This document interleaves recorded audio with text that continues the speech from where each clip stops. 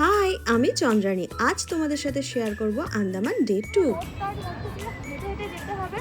তোমরা যারা আসবে তারা অবশ্যই ছাতা ক্যারি করো, আমিও করছি। ওইখানে বোর্ড আছে, বোটে ওঠার আগে গাইড আমাদেরকে ইনস্ট্রাকশন দিয়ে দিচ্ছিল। আর পোর্ট ব্লেয়ার থেকেই আমরা রস আইল্যান্ড এবং নর্থ বে আইল্যান্ড যাওয়ার জন্য বোট ধরেছিলাম।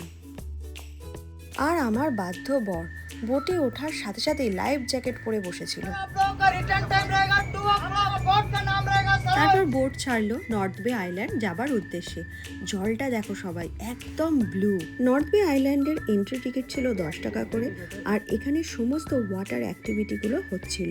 স্কুবা ডাইভ এই আইল্যান্ডে খুব ভালো হয়। বডি হাইড্রেটের জন্য একটু ডাব খাচ্ছিলাম। এরপর আমরা অনেকটাই টাইম পেয়েছিলাম ফটো ভিডিও বানানোর জন্য।